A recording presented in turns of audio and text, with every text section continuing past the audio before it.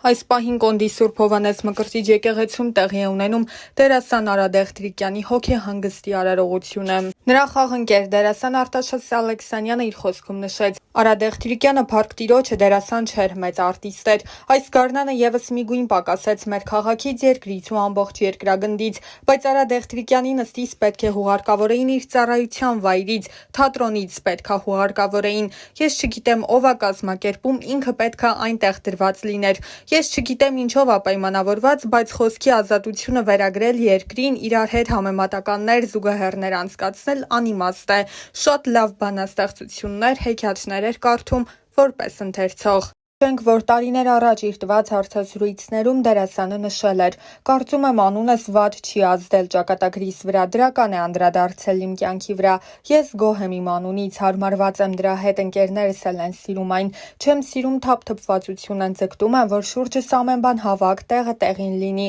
Օրինակ հյուրախաղերի ժամանակ էլ երբ տանից հեռու եմ լինում, կարգ ու կանոն եմ հաստատում շուրջս։ Երևի թզբեհներ եմ շատ օգտագործում, արդեն վաղուց ունեմ մեծ հավաքածու, որը իրենց նվերներով համալրել են նաև մի շարք հայտնի ճանաչված անձինք։ Օրինակ տանը հեռուստացույց դիտելիս միշտ ձեռքից թզբեհ է լինում, մի քիչ պապիկական սովորություն է։ Իմ սիրելի արտիստները շատ են։ Օրինակ միշտ հիացած եմ եղել Ավետ Ավետիսյանով, նա մեծագույն հոյակապ դերասան է։ Ինձ համար շատ սիրելի են Խորեն Աբրահամյանը, Մհեր Մկրտչյանը, արտասահմանցիներից Ալ Պաչինոն, Ջեք Նիկոլսոնը։ Ես միշտ սիրով շեշտել եմ, որ իմ ստեղծագործական կյանքում մեծ դերակատարություն է ունեցել առաջին ուսուցիչս երջանկահիշատակ բեմադրիչ Զավեն Տատինցյանը։ Նրանից գիտելիքների եւ փորձի հսկայական պաշար եմ ստացել։ Կնոջս հետ հանդիպումը մեր դստեր ծնունդը իմ կյանքի ճակատագրական պահերից են։ Եթե մարդու ընտանիքը կայուն հիմքեր չի ունենում, դա ճակատագրական հարված է նրա համար։ Այդ առումով ես երջանիկ մարդ եմ, լավ ընտանիքը կյանքի մեծագույն պարգևն է։ Թերահավատ չեմ, մեկուսացում չեմ սիրում, նախընտրում եմ լինել ընկերական շրջապատում, շփվել հաճելի մարդկանց հետ, անհամբերել չեմ։ Ամենամեծ միֆն այն է, որ ասում են, թե տղամարդիկ ուժեղ սեռի ներկայացուցիչներ են։ Կարծում եմ դա չափազանցված է, կանայք տղամարդկանցից շատ ավելի ուժեղ են, եթե նույնիսկ հաշվի առնենք միայն այն, որ նրանք կարող են երեխա ծնել, դիմանալ մի շարք դժվարությունների։ Կործանված է այն մարդը, ով չգիտի սիրել եւ չունի հումորի զգացում։ Զղջում եմ, որ փորձում եմ ոչ մի բանի համար չզղջալ։ Կարծում եմ կյանքում մեծ զգալի սխալներ թույլ չեմ տվել։ Ես իմ առաջին սիրո խոստովանությունն արել եմ ապագա կնոջս բանակից վերադառնալուց հետո ինստիտուտում։ Իդեպ նա մինչև հիմա հիշեցնում է, որ ես իրեն հեռախոսով եմ ամուսնության առաջարկ արել։ Առհասարակ ես սիրում եմ անակնկալներ մատուցել ընտանիքիս անդամներին։ Երբ նոր էի ամուսնացել, մի սեփական տամբակում գեղեցիկ վարդեր տեսա, տիրոջը շատ խնդրեցի դրանք ինձ վաճառել։ Կինս ասում է, որ այդպիսի վարդեր մինչև հիմա չի ստացել, դրանք ավելի քան 20 օր չէին թառամում։ Միշտ ցանկացել, բայց չեմ հասցրել, չկա նման բան։ Նույնիսկ մի փոքր ուշացումով միշտ էլ արել եմ ուզածս։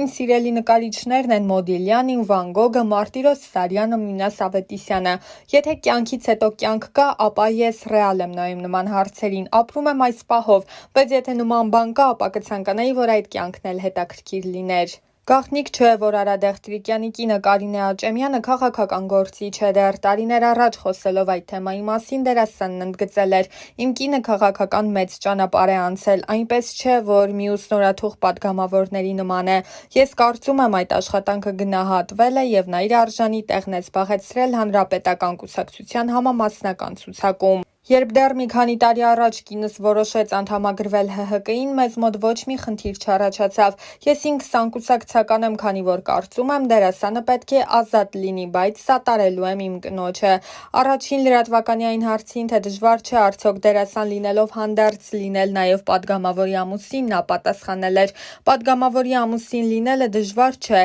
Իհարկե լինում են ինչ-ինչ հարցեր, որոնց շուրջ մենք տարբեր տեսակետներ ենք հայտնում, բայց երբեք վեճեր կամ խնդիրներ չեն առաջացել։ Մեր աղջիկը եւս այս հարցին նորմալ է վերաբերում։ Ես կցանկանայի, որ քաղաքականությամբ զբաղվող մարդիկ անցնեն քաղաքական ճանապարհ։ Եթե մարդկանց թվում է, որ ԱԺ-ում հայտնվելը միայն կոճակ սեղմելն է, շատ են սխալվում։ Դեռ 2015 թվականին, երբ ցուցարարները փակել էին Բաղրամյան պողոտան, դերասանն ընդգծել էր. «Ձեր ասած շոու բիզնեսի ներկայացուցիչներն իմ համար այնքան էլ ներկայացուցիչներ չեն։ Ես երեկոյան տանից դուրս եմ գալիս, նայում եմ, տեսնում եմ, շփվում մարդկանց հետ։ Իհարկե լավ չէ, որ հոսանքը թանկանում է, հատկապես սոցիալապես անապահով խավի համար։ Նորմալ է, որ մարդիկ իրենց խոսքը բարձրացնում են, բայց դա պետք է լինի նորմալ, առանց օրենքի խախտման, միջադեպերի։ Չեմ կարծում դա է պատճառը, որ ոստիկանությունը ինչ-որ քայլերի չի գնում, ուղղակի նրանք էլ են ուզում մասնակից դառնալ։ Ինչքան որ հեռուստացույցով ես տեսա, մեր ոստիկանները բավական երկար ժամանակ համոզում էին, որ Բաղրամյան փողոցի այդ հատվածը բացեն եւ գնան իրենց ակցիան անեն Ազատության հրապարակում։ Նրանք չէին համաձայնվում։ Հետո նախագահականը հրավիրեց 4-5 հոգանոց պատվիրակություն, դա էլ չհամաձայնվեցին։ Հասկանում եք, այդ փողոցը երկար ժամանակ փակել, քաղաքը կտրել անցուդարձից սխալ է։ Հետո արդեն ոստիկանությունը դիմեց կտրուկ միջոցների։ Իհարկե ոչ մի բռնություն նորմալ չէ, ես նորմալ չեմ համարում։ Եթե մարդիկ են տուժում մարդկանց վրա, ուժ են գործադրում, ոնց կարելի է նորմալ համարել, չգիտեմ ինչ ասեմ։ Լավ կլիներ ընդհանուր եզրակացության գային այնպես լիներ, որ ջրցան մեքենաները գործի չդնեին։ Մեր ոստիկանությունը որոշեց այլևս ուժ չկիրառել, համբերությամբ են լցվել, տեսնեն ինչ է լինելու։ Դա նորմալ չէ, երևի սպասում են ինչ-որ ելքի։ Ես ուրիշ ոչ մի բան չեմ կարող ավելացնել։ Կարևորը, որ հավաքվածները խուժան մասսան չէ, կիրթ երիտասարդներ են, թափթփուկներ չեն, մարդիկ են, ովքեր իրենց բողոքի ձայնն են բարձրացրել։ Իմ առաջին հիշողությունների հերոսները ծնողներս են։ Անհնար է անտարբեր անցնել մարդկանց կողքով, որոնք առհասարակ անտարբերությունը լավ բան չէ։ Մարդկանց պետք է վերաբերվել այնպես, ինչպես թելադրում է սիրտդ։ Միշտ պետք է լինել ազնիվ, պարկեշտ։ Երևի հնացած բաներ եմ ասում։ Սրանք կարևորագույն որակներ են, որոնցով մարդ պետք է առաջնորդվի։ Այն ամենը, ինչին հասել եմ իմ աշխատասիրության, նվիրվածության, երևի ինձ տրված շնորհի շնորհիվ է։ Մասնագիտական առումով միշտ փորձել եմ հղկվել, հասնել պրոֆեսիոնալ բարձր մակարդակի։ Պետք չէ հավատալ մարդկանց, որոնք գիտակից adekvat չեն։ Այն մարդկանց կարծիքն եմ հաշվի առնում, որոնց մարդկային տեսակը բարձր եմ համարում։ Չգիտեմ, դա պետք է մտերիմներիս հարցնել, թե արդյոք ունեմ բնավորության մի գիծ, որի համար մտերիմները միշտ ինձ մեղադրում են։ Իմ համառությունը կարող է հաղթել, բայց ճիշտն ասած ես այդքան էլ համառ չեմ։ Տարօրինակ սովորություններ առանձնապես չունեմ։ Հստակ չեմ կողմնորոշվում, բայց հաստատ ինձ մի բարի մուլթերոսի եմ նմանացնում։ Ես ոչ մի բանից կախում չունեմ։ Միշտ հնարավոր է լինել սիրահարված։ Ես արդեն 33 տարի է սիրահարված եմ,